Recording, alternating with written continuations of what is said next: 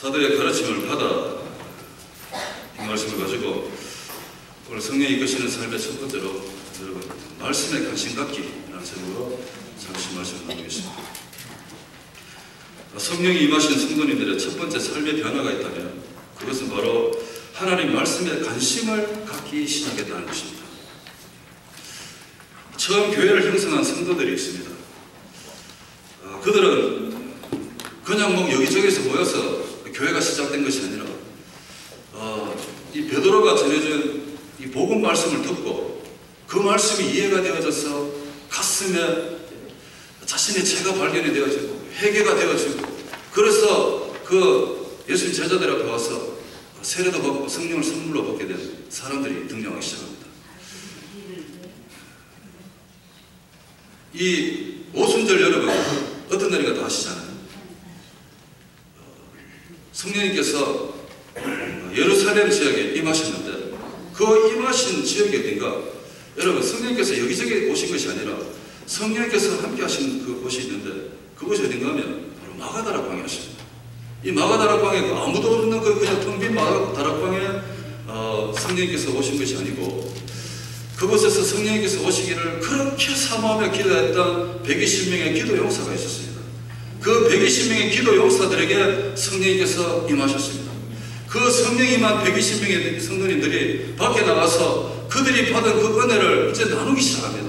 그랬더니 그 예루살렘에 그 성령이 임하셨던 그 시절에 무슨 일이 있었는가 하면 오순절을 절기를 지키기 위해서 세계 여러 지역에서 흩어졌던 그 디아스포라라는 유대인들이 그 예루살렘에 모여있던 시절이었습니다. 그 시기에 오순절 다락방에 그 마가 다락방에 성령님이 임하신 것입니다. 그 성령에 충만했던 그 120명의 성도들이 나와서 뛰쳐나와서 정말 그 받은 은혜를 나누는 데 있어서 이 동네 사람들이 가보니까 아니 꼭 술 취한 사람 같은 거예요. 좀 정신이 좀 이상하게 된 사람 같이 막 기뻐하고 뭐 이상한 말로 기도도 하고 막 이런 모습들이 보니까 혹시 저 사람들 뭐 술 취한 사람들 아닌가 이상한 사람들 아닌가 이런 분위기였습니다. 그 모습을 본 이 베드로가 도저히 참지 못해서 그 모여있는 그 마을 사람들에게 복음을 전하기 시작합니다. 여러분들이요 들으시오 하면서요 그때부터 예수님께서 어떤 일이 어떤 분이신가 예수님이 누구신가에 대해서 복음을 전하기 시작합니다. 그 복음의 가장 핵심을 전하는데 그게 이 사도행전 2장의 전반부 이야기입니다. 예수님이 여러분들이 못으로 십자가 못 박은 사람이 예수님이 있었습니다. 그분이 다시 살아나셨습니다. 그분이 약속하셨던 이 성령께서 직접 우리에게 오셨습니다. 이런 복음의 말씀을 전했습니다. 그 말씀을 듣는 사람들 중에 그 말씀이 이해가 되어져 가지고요 갑자기 자기 자신의 이 죄가 발견이 되는 겁니다. 느껴지는 겁니다. 내가 죄인이 아닌가? 내가 진짜 예수님을 못 박은 사람이 아닌가? 이런 심정을 마음이 생기기 시작한 사람들이 있습니다. 그들이 그 제자들 앞에 돌아와서 자신의 죄를 회개하고 그리고 세례를 받고요. 그리고 성령을 선물로 받은 사람들이 등장하기 시작합니다. 그들이 몇 명인가 했더니 3,000명이에요. 3,000명. 자, 그 사람들이 모여서 이제 본격적으로 이 땅의 교회가 시작을 하게 되는 것입니다. 그게 교회의 시작이었습니다. 교회의 시작은 그냥 생긴 것이 아니라 말씀 듣고 그 말씀이 이해가 되어져서 자기 자신의 그 죄를 고백하고 그리고 세례를 받고 그리고 성령을 선물로 받은 사람들의 모임 그들이 교회라는 거죠. 교회. 그렇게 해서 교회의 역사가 시작이 됐습니다.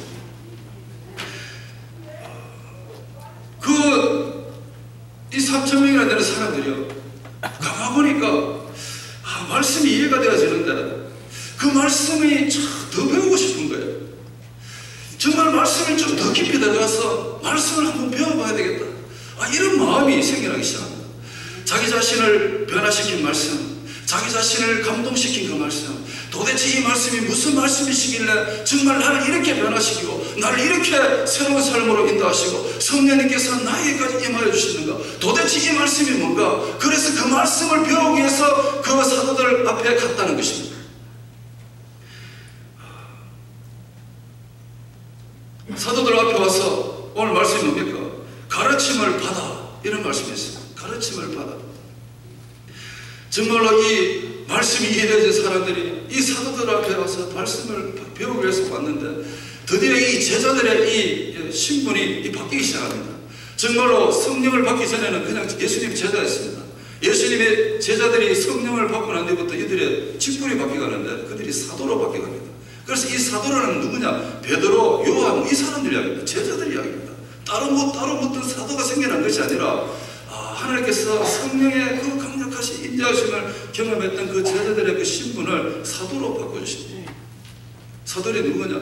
정말로 예수님의 종으로서 끝까지 진짜 이 사람들은 목숨 걸고 하나님 말씀 전하다가 순교까지 가는 사람들의 직분이었습니다.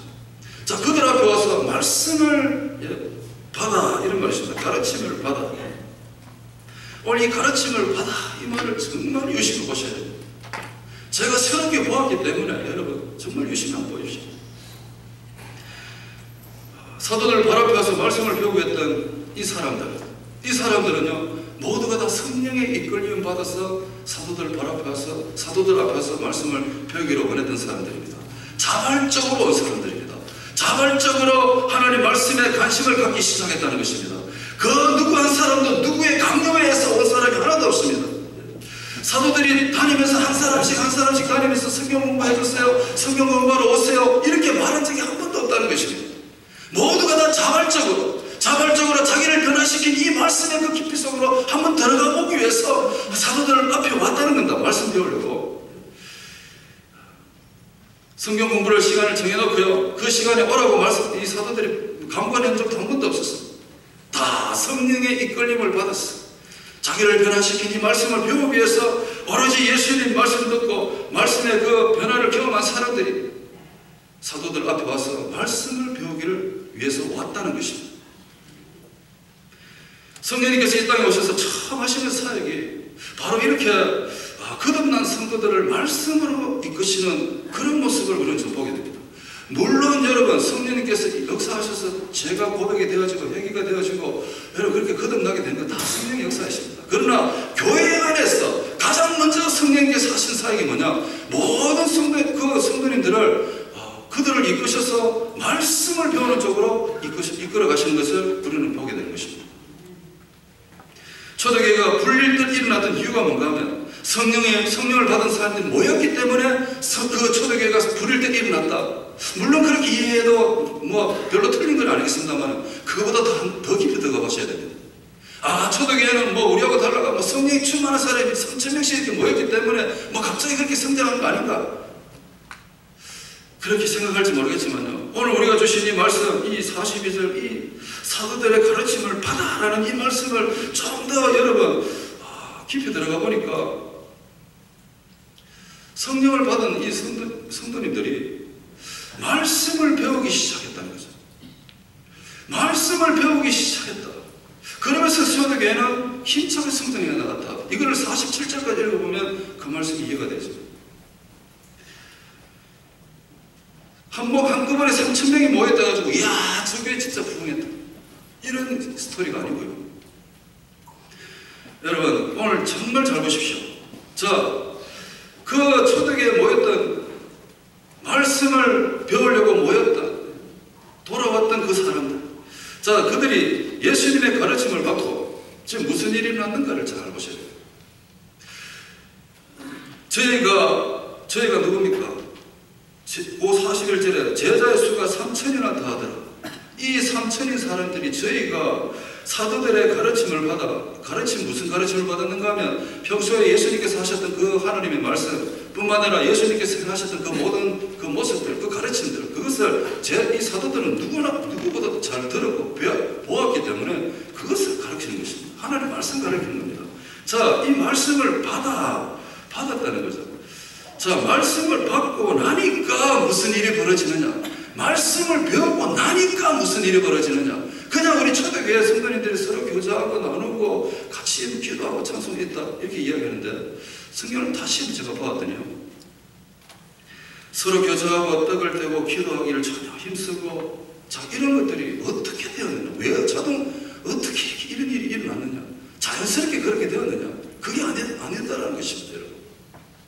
교회 사람들이 모이기만 하면 자동적으로 교제하고 서로 나누고 이게 되느냐? 그게 아니라 여러분 가르침을 받고 나니까 그때부터 무슨 일이 벌어지느냐? 잘 보십시오. 말씀을 배우고 난 뒤에 성도들이 서로 교제하는 방법을 드디어 알게 되더라는 것입니다. 말씀을 배우고 나니까 그 다음에 나오는 서로 교제하며 이런 말입니다. 말씀을 받아 서로 교제하며 이런 말입니다. 말씀을 배우고 나니까 이 교제에 대해서 말씀을 배우고 나니까 그때부터 서로 교제하며 이렇게 흘러가는 것입니다. 말씀 가운데서 이 성도님들의 펠로십이 얼마나 중요한가를 배워갑니다. 그래서 성도님들이 서로 아름다운 교제를 통해서 정말 신앙생활에 더 활기가 차고 정말 우리가 만날 때마다 이 교제를 통해서 더 우리 믿음의 생활이 깊어져가고 이 공동체 생활이 더 즐거워지고 이것이 다 어떻게 생겨나느냐. 교회 온다고 자동적으로 여러분 성도의 교제가 이루어지는 게 아닌 것입니다. 정말로 이 교회 안에 있는 사람들이 말씀을 배우고 나니까 이야 이 성도의 교제가 얼마나 중요한 것인가. 이 말씀을 통해서 배우고 나니까 서로 교제하게 되더라는 것입니다. 여러분 오늘 이렇게 많은 우리 성도님이 와 계시는데 서로 교제한다는 이 자체가 쉽지 않습니다. 정말 주일에 와서 우리가 교제 한 번도 안 하고 그냥 집에 가시는 분 얼마나 많습니까? 그런데 말씀을 배우다 보니까 서로 교제하는 것이 얼마나 이 신앙생활에 유익한 것인가를 그때 알게 되더라는 것입니다. 그래서 이 초대교회 성도들이 서로 교제하기 시작했다는 것입니다. 내 혼자 교제하는 게 아니고 서로 교제하기 시작했습니다. 이 말씀을 배우고 나니까 또 무슨 일이 벌어지는가? 이 서로 떡을 떼는 일이 얼마나 중요한 것을 배우는 것입니다. 성경 공부를 통해서 서로 떡을 떼는 것을 배웠다. 서로 떡을 떼는 게 뭔가 하면 바로 성만찬식입니다. 우리가 주일 우리 교회가 하는 주의 만찬식 있지 않습니까? 정말 성경 공부를 통해서 우리 서로가 정말 우리 모인 우리 성도님들 예수 그리스도의 몸과 피를 서로 나눈다는 것이 얼마나 중요한 것인가를 이 성경 말씀 공부를 통해서 배운 것입니다. 그래서 초대교회에서 그 성도님들이 서로 예수 그리스도의 몸과 피 그것을 참 기념하면서 정말 나를 위해서 죽으셨던 예수님의 그 몸과 피를 서로가 교제하는 서로가 떡을 떼면서 예수님을 기념하는 것입니다. 말씀을 배우면서 그것을 깨달았다는 것입니다. 말씀을 공부해보니까 이렇게 예수님 몸과 피를 기념하는 것이 얼마나 중요한 것인가 그것을 배운 것입니다. 그래서 서로 떡을 떼며 이렇게 되는 것입니다. 여러분 그 성령에 충만해가지고 갑자기 3,000명이 모였다고 해서 그들이 갑자기 같이 교제하고 서로 떡을 떼고 이게 되겠습니까? 예수님 몸과 피를 우리가 기념합시다 이렇게 되겠습니까? 다 가르침을 받았다는 것입니다. 다 배웠다는 것입니다. 성경 공부했다는 것입니다. 그러니까 서로 교제하고 서로 떡을 떼고 그 다음에 또 말씀을 배우다 보니까 무슨 일이 벌어지느냐. 기도의 중요성을 배워갑니다. 그러니까 뭐라고 합니까? 정말 기도하기를 전혀 힘쓰니라. 그들이 처음부터 기도를 열심히 했느냐? 그게 아닙니다. 한 사도의 가르침을 받아 열심히 성경 공부하니까 기도에 대해서 공부하다 보니까 이 기도가 얼마나 중요한가 하니까 전혀 기도에 힘쓴다. 이게 뭡니까? 끊임없이 지속적으로 기도하게 되더라는 것입니다. 여러분 성도님이 서로 만나서 교제하고 서로 이렇게 나누고 이게 참 좋았는데 이제는 기도로서 서로 성도님끼리 영적 교통, 영적으로 서로 교통하기를 원하는 그런 자리까지 나아가다는 것입니다. 그게 기도의 완성입니다. 내 혼자만 나를 위해서 기도하는 것이 아니라 이제는 성도 서로가 정말 영적 교통을 위해서도 기도하고 이것이 다 뭐냐? 성경 공부를 통해서 다 배웠다는 것입니다. 배워보니까 너무 중요하다는 것입니다. 또 이 교회에 또 말씀을 배우는데 말씀을 배우면서 뭘 배우는가? 믿는 사람들이 다 함께 있어야 된다는 것을 배우는 것입니다. 그래서 우리 초대교회 성도님들은 예수 그리스도를 믿는 그 믿음으로 모였기 때문에 늘 이렇게 믿는 사람들이 다 같이 모여 있었습니다. 예수 공동체가 그래서 생겨나는 것입니다. 모이는 걸 너무 잘하셨습니다. 우리 예수님 믿는 사람들은 다 같이 모여야 된다. 그래서 참 모여가지고 뭐 하느냐? 우리 교회 보십시오. 구역 모임이 있습니다. 구역 모임 가서 뭐합니까? 믿는 사람들이 그룹으로 모인 거잖아요. 그 믿는 사람들이 모여가지고 또 같이 사랑하고 나누고 또 뭐 있습니까? 성교부 모임 있고요. 그리고 또 뭐 전도 모임 있고요. 이런 여러 모임들이 생겨나기 시작합니다.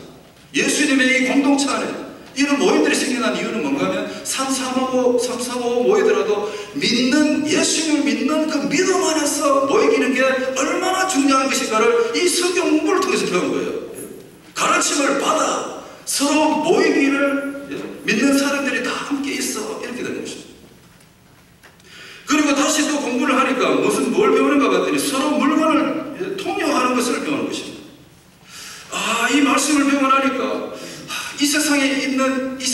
부유함보다는 하늘나라의 부유함이 더 커져가지고 그것이 말씀 안에서 파견되어지니까 콩 한 조각이라도 더 막 우리 나누기를 원하고 이런 것을 말씀을 통해서 배우는 것입니다. 그래서 초대교회 성도님들의 특징이 뭡니까? 나누기를 잘한다는 거죠. 그 전까지마다 안 나눴습니다, 여러분. 말씀을 공부하다 보니까 이렇게 나누면서 사는 것이 참 이 땅에서 얼마나 부유하고 풍요한 것인가 말씀을 통해서 배워서 나누기 시작했던 것입니다. 그리고 말씀을 배우는 게 뭡니까? 말씀을 배우니까 뭘 배우는가? 자기 자신의 재산과 소유마저도 팔아서 필요에 따라 나누게 되었다는 것입니다. 자기 집을 다 팔아서 나눈 게 아닙니다. 여분의 것이죠. 우리 성경 공부를 통해서 배웠습니다. 많은 분들이 여기서 오해를 많이 하고 많이 걸리는 부분이 여기 있다. 교회 오래 다니고 교회 깊게 다니면 안 되겠네. 집도 팔아야 되겠네. 혹시나 이런 학습되어지지 않는 마음에서 우러나오는 혹시 불안함이 있으면 이 시간 다 지우시기 바랍니다. 그런 이야기 아니거든요. 말씀을 배우다 보니까 내가 가고 있는 정말 내가 살고 있는 만큼보다도 더 많이 있는 부분들이 있는데 이 정도는 내가 복음을 해서 얼마든지 내어놓을 수 있는 부분이 있지 않는가. 이렇게 말씀을 공부하면서 그것이 깨달아지는 것입니다. 그래서 사장에 보면요, 그 사도들이 발 앞에 자기가 가지고 있는 것을 팔아가지고 복음 전하는데 쓰라고 갖고 온 그런 사람들도 많이 생겨났습니다.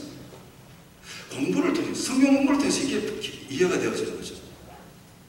그리고 또 말씀을 배우면서 뭐 배웁니까? 날마다 마음을 같이하라 성전에 모이기를 힘써야 된다는 것을 배운 것입니다. 사도들의 이 가르침을 받아, 이 가르침을 받고 난 뒤부터 우리 믿음의 사람들이 이미 성전에 모이는 것이 얼마나 좋은 것인가 이것을 배운 거예요. 그래서 이 초대교회 성도님들은 늘 성전 중심으로 얼마나 잘 모였는지 모릅니다. 오늘도 이렇게 우리가 성도님들이 이렇게 성전에 오셔갖고 같이 예배 드리는 것처럼 늘 성전에 모이기를 힘썼다는 것입니다. 예배드리고 그냥 세상에 나서 막 살고 이게 아니라 늘 뭡니까? 성전 중심에서 정말 교회를 늘 생각하고 교회 가고 싶어지고 교회 가서 기도도 하고 싶고 이런 마음이 있잖아. 그리고 또 막 전화서로 해가지고 우리 교회에서 만나죠. 교회에서 만나서 우리 같이 한번 또 같이 우리 교제하지요. 이런 분위기가 있지 않습니까? 교회는 꼭 무슨 행사 있을 때나 아니면 뭐 정해진 시간이나 예배 시간에만 오는 것이 아니라 이 초대교회 성도들의 모습을 보면 수시로 교회에 와가지고 수시로 교회 안에서 모여서 그래서 이 은혜를 같이 나누는 거죠. 이걸 다 어디서 배웠느냐? 말씀을 통해서 배우는 것이죠. 말씀을 통해서. 그래서 이 성경 공부가 얼마나 중요한지 모르겠어요. 그리고 말씀을 배우면서 뭘 배워가는가? 집에서 떡을 떼며 기쁨과 순전한 마음으로 음식 먹는 것이 얼마나 중요한 것인가? 그걸 배우는 것입니다. 말씀을 배우다 보니까 이 성경 공부를 하다 보니까 가정에서의 삶도 어떻게 해야 되는가도 배우게 된 것입니다. 그래서 교회에서 참 이렇게 열심히 이렇게 기쁨과 즐거움으로 예배드리고 집에 가서도 또 기쁨과 즐거움으로 같이 또 가정생활하고 이게 다 말씀 배우다 보니까 그렇게 된 거예요. 그리고 말씀을 배워서 또 배우는 게 뭔가 하면 하나님을 찬미하며 하나님을 찬양하는 게 얼마나 참 귀한 것인가를 배워가는 것입니다. 그래서 예배 시간에 찬양하고 오늘도 찬양 얼마나 잘했습니까? 이렇게 찬양하고 하나님이 찬양 받으실 분이라는 것을 정말 깨닫고 찬양할 때는요 참 가슴으로 찬양. 이게 다 성경 공부를 통해서 이루어진 거예요. 찬양할 때 어떻게 찬양해야 되는지, 찬양이 뭔지, 찬양을 받으실 분이 누구신지 이거 다 진짜 이 공부를 통해서 이루어진 거예요. 그래서 그들이 하나님을 찬미하며 이렇게 나오는 것입니다. 이렇게 여러분 성도님들이 그 초대교회 성도님들이 이 사도들의 가르침을 배우면서 그 배운 말씀을 어떻게 하느냐? 지식적으로 그냥 끝내는 것이 아니라 그것을 실질적으로 삶에 가서 실천했다는 것이 너무 중요한 포인트입니다. 여러분 저와 여러분이 하나님 말씀을 뭐 하루 이틀 들었습니까? 하루 이틀 배웠습니까? 사실은 중요한 것은요 이 배운 것을 우리의 삶의 현장까지 들고 가는 게 중요하다는 것입니다. 그리고 우리 이 예배당의 이 현장에서 한번 해본다는 게 중요한 것 같습니다. 자, 한번 보십시오. 자, 이 초대교회 성도님들이 이 말씀을 열심히 배웠습니다. 이 말씀을 배워가지고 삶의 직접 현장에서 실천하니까 어떤 일이 일어나는가? 정말 대단한 일이 일어납니다. 배운 말씀대로 살아가는 그 누리들이 등장하기 시작했습니다. 동네마다. 교회 가지고 열심히 공부해가지고 그 동네마다 다 흩어질 거 아닙니까? 한 촌에 사는 게 아니라 다 지역이 다르잖아요. 우리 교회 성도님처럼. 자, 교회 가서 열심히 배워가지고, 그 배운 대로 자기 사는 지역에 가서 열심히 또 그래 살지 않습니까? 그래 사는 무리들이 등장했는데, 그 무리들의 모습을 본 사람들이 있습니다. 누가 봤나요? 동네 사람들이 보는 겁니다. 동네 사람들이 하루 보고 이틀 보고 보다 보니까, 저 사람들은 삶이 좀 다른 거거든요. 저 사람 진짜 다르네. 정말 저 사람들이 자꾸 예수님 믿는다 하는데, 정말 저 사람들이 예수님 사람들처럼 사네. 그래서 그들이, 동네 사람들이 이 말씀을 듣고 말씀 배운 대로 살아가는 그 사람들한테 별명을 하나 붙여주는데, 그 별명이 뭔가 하면 크리스찬이라는 별명을 붙여줍니다. 내가 교회 다니니까 내가 크리스찬이라고 말하는 게 아니잖아요. 동네 분들이 그리스도인답게 살아가는 그 모습을 보고 크리스찬이라고 별명을 붙여준 것입니다. 그것뿐만 아닙니다. 그보다 더 놀라운 것은, 정말 이런 하나님 말씀을 배우고 그 말씀대로 실천하는 그 초대교회 그 모습을 보니까, 그 초대교회 건물이 무슨 말씀대로 행하고 있습니까? 교회라는 것은 저와 여러분을 이야기하는 겁니다.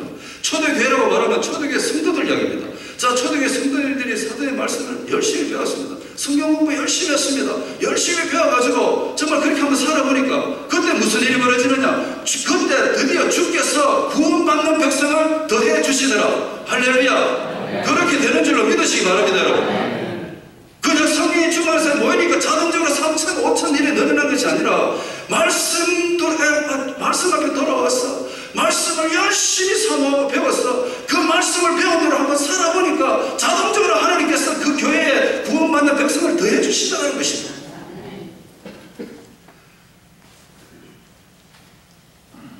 성령님이 이끄시는 이 성경 공부, 성령님이 이끄시는 이 성경 공부만에 간 그 성도들이 그 믿음으로 실천했던 그 교회의 결과가 그런 줄로 믿으시기 바랍니다. 성령이 이끄신 대로 말씀을 배우고요, 배운 말씀대로 서로 교제를 하기 시작합니다. 배운 말씀 그대로 같이 떡을 떼기 시작합니다. 배운 말씀 그대로 같이 열심히 지속적으로 기도합니다. 배운 말씀대로 믿는 사람이 다 함께합니다. 배운 말씀 그대로 서로 물건을 나누기 시작합니다. 배운 말씀 그대로요, 재산과 소유를 팔아 필요한 사람들에게 나누기 시작합니다. 배운 말씀 그대로 날마다 마음을 같이 해서 성전에 모이기 시작하고요. 배운 말씀 그대로 집에 가서 떡을 떼고 순전한 마음으로 같이 찬양하고 예배를 드리기 시작합니다. 배운 말씀 그대로 하나님을 찬양합니다. 여러분, 참 이 배운 말씀대로 10가지를 실천했더니, 배운 말씀을 배우는 것까지 합쳐서 이 10가지를 실천했더니 어떤 일이 벌어지느냐? 우리의 삶의 현장에서 우리는 칭송을 받게 되고, 교회 면에서는 더 많은 구원받는 백성들이 늘어나더라는 것입니다. 여러분, 성령님께서는요, 말씀으로 성령님을 이끄셔서 말씀으로 성장하기를 원하시는 것이 바로 성령님의 마음이신 줄로 믿으시기 바랍니다. 성령이 이끄시는 이 10가지의 교회 생활, 배움에서부터 시작해서 찬미까지, 찬양까지, 자, 이 10가지의 교회 생활, 이 10가지 교회 생활에 대한 이 성경적 방법, 이 방법이 결국은요, 초대교회가 성숙하고 성장해갔던 10대 비결이었습니다. 성령님께서 어떻게든지 교회로 모인 그 성도들을 말씀 배우는 대로 마음을 이끌어 주셨습니다. 그들이 말씀을 파고들고 그를 열심히 배웠어요. 그렇게 살도록 함으로 인해서 교회가 자동적으로 성숙해가고 성장해갔다는 것입니다. 그래서 여러분, 오늘 이 구절을 잘 보면서요, 교회와 성도는 자동적으로 성장하지 않는다는 것입니다. 이 성도님들은 자동적으로 성숙한다거나 성장하지 않는다는 것입니다. 모였다가 흩어지는 것만으로서 교회가 성장하지 않는다는 것입니다.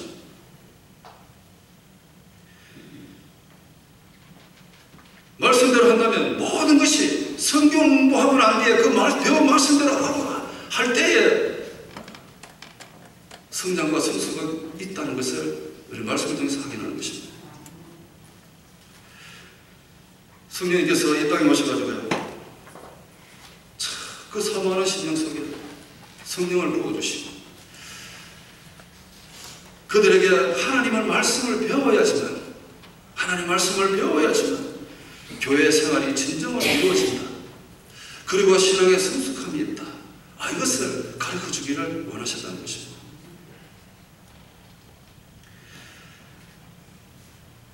그래서 이 초대교회를 사용하신 것입니다. 말씀을 배워야 처음 시작하는 이 초대교회가 앞으로 정말 교회답게 자라갈 수 있다는 것을 성령님은 너무나 잘 아셨습니다. 교회가 앞으로 자라가고 성장하기 위해서는 제일 중심에 뭐가 있어야 되느냐? 하나님의 말씀을 배우는 것이 있어야 된다는 것을 하나님께서 너무나 잘 아시고 이 초대교회를 이 하나의 롤 모델로 만들어 주신 것입니다. 그때부터 초대교회부터 시작해서 그 다음 세대에 생겨난 그 모든 교회는 바로 이렇게 할 때에 그때에 건강하게 자라가고 성숙하고 성장해 간다는 것을 여러분 가르쳐 주시고요. 그래서 그 다음부터 생겨나는 모든 교회가 어디까지 오는가 하면 우리 교회까지 옵니다. 우리 교회까지. 초대교회부터 시작해서 우리 교회까지 온 거예요. 오늘까지. 그래서 우리 교회가 어디에 롤 모델을 봐야 되는가 하면 초대교회를 롤 모델로 봐야 된다는 것입니다. 성령님께서 그렇게 성장해 간다는 것을 가르쳐 주시기 때문에 그렇습니다. 여러분 오늘날 교회의 성장의 모습, 성장론에 대해서 여러 가지 가불방론이 있습니다. 뭐 많이 모이면 성장했다. 적게 모이면 성장 안 했다. 숫자적으로 성장을 따지는 교회도 있습니다. 아니 어떤 교회는 정말로 한 명 잘 키우는 성도님 10,000명 성도 부럽지 않다. 이렇게 말할 정도로 진짜로 질적으로 키워가는 교회도 있습니다. 뭐 이쪽 저쪽도 성경에서 그런 이야기 없습니다. 뭐 3,000명, 5,000명 모였다가 그 교회 부흥했다, 10명 모였다서 부흥 안 했다, 이런 말을 성경에서 한 적이 한 번도 없습니다. 중요한 것은 수적도 좋고 질적도 좋습니다. 제일 중요한 것은 우리가 교회가 성장하고 교회가 성숙하는 데 있어서는 다시 말해서 우리 성도님들이 신앙생활과 교회 생활에 있어서 성숙하고 성장하는 데 있어서는 뭐가 제일 우선이 되어야 되는가 하면은 성경 공부가 되어져야 된다는 거죠. 성경 공부가. 제가 이 말씀을 읽으면서요, 정말로 많이 묵상했습니다.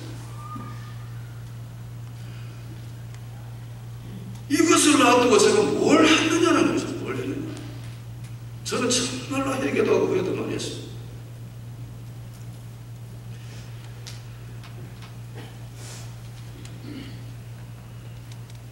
오늘 이 말씀이 저와 여러분에게 한번 도전이 됐으면 참 좋겠습니다. 말씀에 관심을 갖기 위해서 우리가 어떻게 될 건가 몇 가지 한번 적용을 하겠습니다. 우리 삶에 한번 가져오겠습니다. 이 말씀을. 자, 말씀에 관심을 좀 갖기 위해서 어떻게 할까 그러면 신앙생활은 막 30년 넘어가는데도 여러분 말씀에 관심을 가져야 되지 않겠습니까? 말씀을 관심을 가지고 말씀을 한번 배워보십시오. 그러면 이해되는 게 한두 개가 아닙니다. 우리나라에 영주동 박사라는 분이 계셨습니다. 그분이 한 가지 재밌는 일화가 하나 있는데요.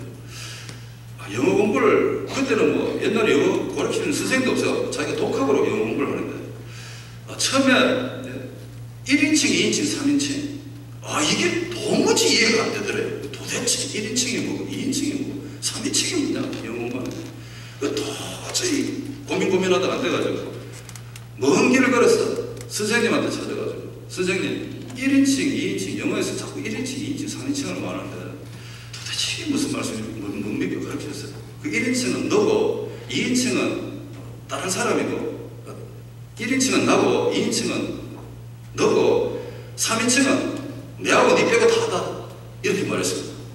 그랬더니 아이고 이렇게 쉬운 것을 제가 너무 고민했네요 하면서 여러분 그 다음부터 유명한 박사가 됐죠. 여러분 모르면 답답하 죽습니다. 안 배우면요 안 배우면 내 혼자 이거 붙잡고 끙끙거리면 답답해가지고 그냥 포기하고 던져버려요. 그러나 배워보십시오. 이렇게 쉬운 것을 내가 왜 안 배웠느냐 그렇게 생각하는 부분이 성경에 너무 많다는 것입니다. 예수님 말씀하십니다. 내가 가르치는 내가 주는 계명은 다 쉬운 것이라 했습니다. 중요한 것은 관심입니다. 관심. 말씀에 관심을 갖기 위해서 우리가 어떻게 되느냐. 첫 번째 이겁니다. 하나님 말씀이 교회 생활과 신앙생활의 기본임을 깨달으십니다. 교회 생활과 신앙생활에 가장 기본이 있는데 그게 뭔가 하면 하나님 말씀이라는 것입니다. 우리 말씀 저 던져놓고요 신앙생활, 교회생활 아무리 해보십시오. 글쎄요. 말씀을 가까이 하는 것이 우리 교회 생활, 신앙 생활의 가장 핵심입니다. 핵심.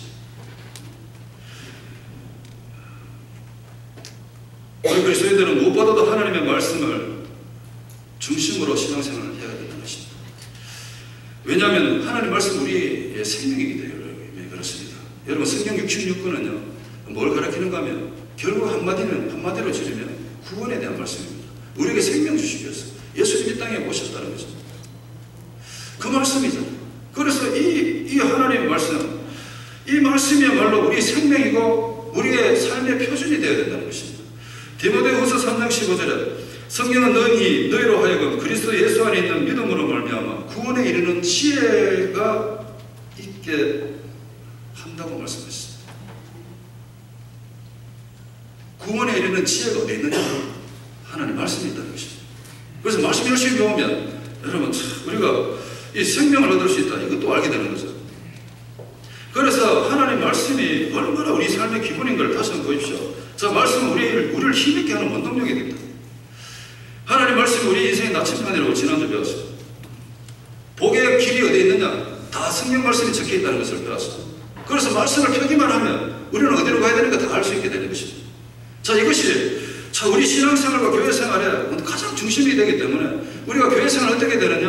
아까 초대에 우리가 10가지 배운 거 있지 않습니까? 성경 공부를 하다 보니까 성도의 교도도 이래야 되는 거예요. 기도도 이렇게 해야 되는 거예요. 다 알게 된다는 것입니다.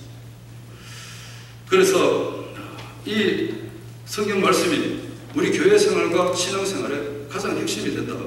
그리고 그렇게 할 때 여러분 우리는 더 말씀에 관심을 가질 수 있게 될 것입니다. 지혜를 얻는 자는 얻는 것이 지혜를 얻는 자와 명철을 얻는 자가 복이 있다고 이렇게 말씀하셨습니다. 그리고 지혜를 얻는 것이 은을 얻는 것보다 낫고 그 이익은 정금보다 낫다 이렇게 말씀하십니다. 하나님 말씀이 얼마나 귀한지 모르겠습니다. 그 말씀이 내 삶의 가장 핵심이 된다. 가장 기본이 된다. 이것을 깨달을 때 여러분 그래도 말씀으로 한번 돌아오지 않을까 이런 생각이 들으십니다. 말씀에 관심을 갖기 위해서 우리가 어떻게 되느냐. 두 번째는 말씀을 가까이 하는 방법을 배울 기회를 만들어 보십시오. 말씀 가까이 할 방법을 배울 기회를 한번 만들어 보세요. 그게 뭡니까? 말씀을 가까이 할 수 있는 방법을 어떻게 만들어냅니까? 여러분 스파르타 나라에 그 나라는 작은 나라였습니다. 그런데 많은 나라들이 공격해옵니다. 여러분 잘 아시는 것처럼 그 스파르타라는 나라의 국민들은요 어떻게 국민을 훈련시키는가 하면 어린아이가 태어나면 언덕에서 그냥 밑으로 굴려버립니다. 계속 어린아이를 그 어린아이를 언덕에서 계속해서 밑으로 내리는 훈련을 반복시킵니다. 그래서 막 온몸에 막 상처가 나더라도 몇 번 계속 굴리는 게 뭐 굳은 살이 베겨지고 강하게 되는 거예요. 강하게. 그래서 그 이웃에 침범하는 나라들에게 자기 나라를 보호할 수 있었다. 그래서 우리가 교육하고 훈련할 때 무슨 식으로 하라 그럽니까? 스파르타식으로 하라. 이 말이 거기서 나오는 거거든요. 예. 여러분이 성경 공부도 스파르타식으로 그렇게 할 수 있는 어떤 기회를 한번 만들어보는 기회를 쌓라는 거죠. 자, 기회를 산다는 게 뭐라고 말했습니까? 세월을 아낀다는 말이잖아요. 예. 정말 우리 많은 세월 가운데 많은 시간 가운데 정말 하나님 말씀을 배울 수 있는 기회를 한번 만들어 보십시오. 우리 교회 생활에서 어릴 때부터 우리 저 꼬마들이 얼마나 말씀을 잘 배웠는지 모릅니다. 성경 전체를 읽으면서 우리 교회는 그 흐름을 연구하고 있는 성경 통독반이 있습니다. 그리고 한 부분이나 주제를 깊이 공부하고 있는 그 제자들도 있습니다. 또 뿐만 아니라 어느 한 책을 한 권 골라가지고 같이 그 말씀을 또 깊이 나누고 있는 커피 브레이크라는 성경 공부반이 있습니다. 이런 성경 공부반들을 조화롭게 이렇게 병행하면서 계속해서 성경의 전체를 알아가는 깨달아가는 그런 이 공부반이 있거든요. 더 나아가서 개인적으로 시간을 정해서 묵상하고 또 라디오나 텔레비전을 보면서 말씀을 계속 듣고 또 성경 강좌를 통해서 개인적으로 배우고 그 배운 말씀을 또 실질적으로 실천해 나가서 실천해보고 이렇게 함으로 인해서 계속해서 말씀 중심으로 한번 살아가는 것입니다. 그런 기회를 만들어라는 것입니다. 만약에 여러분 우리가 말씀의 배움을 멀리하면 성경에서 경고하는 것이 있더라도 이 말씀 배운 것을 멀리하면 성도들에게 닥치는 위험들이 몇 가지 있는데 그것을 여러분 좀 한번 이 시간 들어보시기 바랍니다. 말씀을 안 배우고 말씀을 멀리하면 무슨 일이 벌어지느냐? 첫 번째 위험은 신앙생활의 이 생명력과 활기가 사라져버린다는 것입니다. 말씀 공부 안 하고요. 성경 공부 안 하고요. 말씀에 관심이 사라지면 우리 이 신앙생활의 생활력이 사라진다. 신앙생활뿐만 아닙니다. 우리 인생 자체가 여러분 그 활력이 사라진다는 거죠. 한번 보십시오. 하나님의 말씀을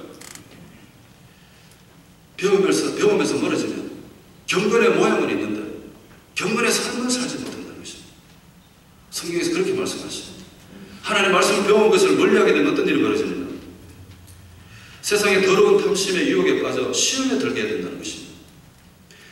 디모데전서 6장 3절에서 5절 이런 말씀하십니다. 누구든지 바른 말, 곧 우리 주 예수 그리스도의 말씀과 경건에 관한 교훈에 참념치 아니하면, 마음을 기울여서 열심히 공부하지 아니하면 어떤 일이 벌어지느냐? 투기와 분쟁과 악한 생각이 나면 마음이 부패하여진다. 이렇게 말씀하십니다. 진짜 그런 것입니다. 하나님 말씀 틀린 거 하나도 없는 것입니다. 여러분, 우리 말씀이 마음속에 없어보세요. 하나님 말씀 하나도 없고 그래서 살아보십시오. 정말 우리 마음속에 생겨나는 게 뭡니까? 투기와 분쟁과 악함과 욕심과 뭐 이런 거 어두운 것들만 엄청나게 생겨날 것입니다. 한 가지 더, 하나님 말씀을 멀리하면 무슨 일이 벌어지느냐? 성령님이 그들에게서 떠나버리신다는 것입니다. 자, 이게 진짜 우리가 경계해야 됩니다. 여러분, 성령님 떠나버리시면 어떻게 됩니까? 성령의 소멸이 된다, 이런 말이 있습니다. 아니, 성령님이 내 마음 오시면 왜 떠나십니까? 왜 사라지십니까?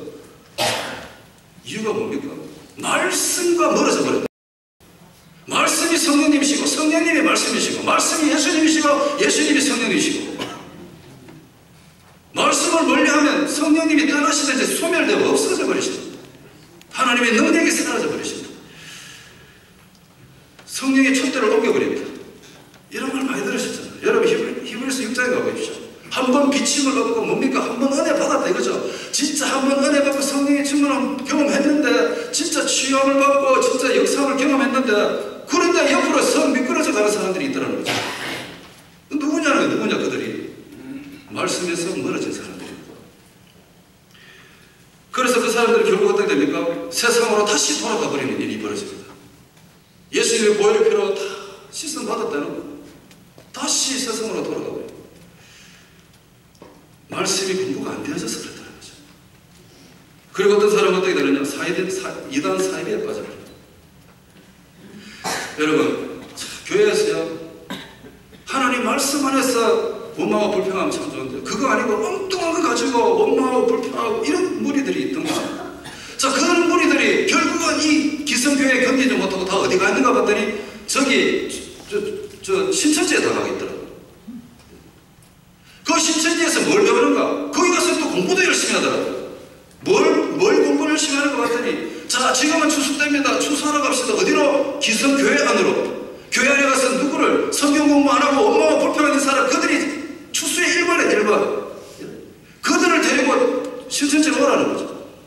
여러분, 교회에서 그런 공부하는 데니까요, 진짜. 디모데후서 4장 3절 4절에 보십시오. 때가 이르르니, 이때가 언제냐? 이때입니다. 이때, 지금입니다. 예?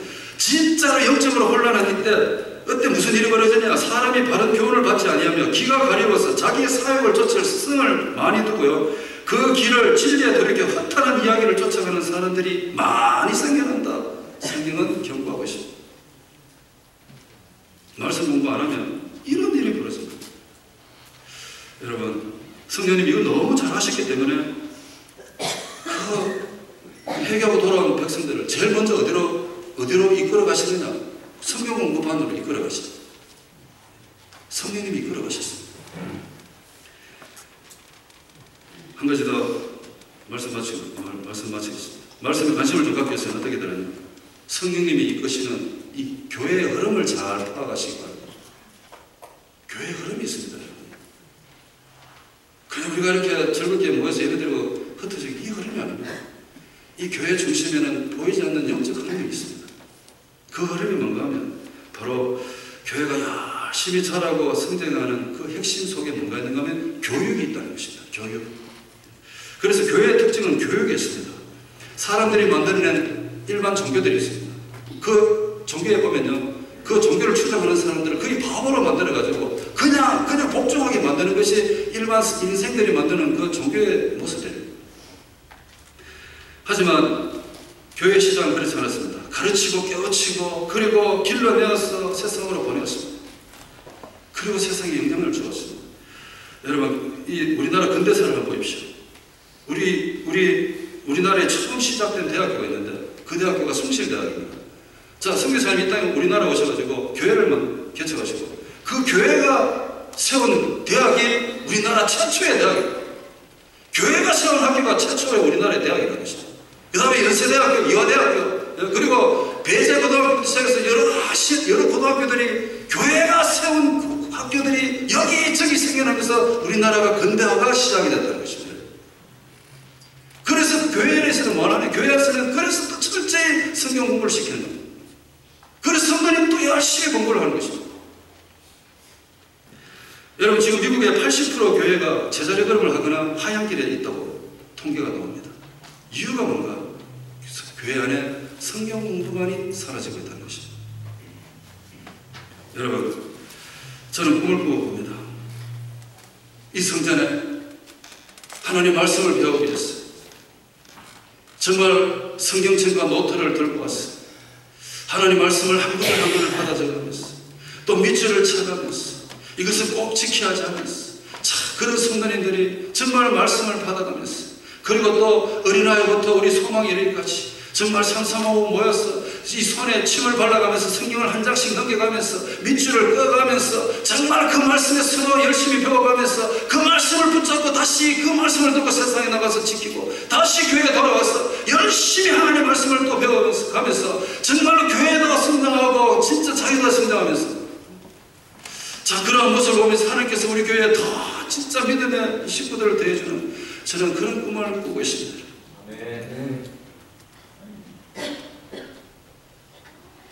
그렇게 될 줄 믿습니다. 이 원리만 알면 되는 것 같습니다.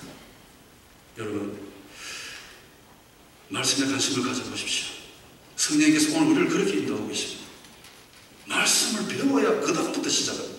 그래서 여러분, 우리 교회에서 한번 도전하기를 원해서 계속해서 우리 장로님들과 교육자님들이 지금 계속 연구하고 있는 게 있습니다.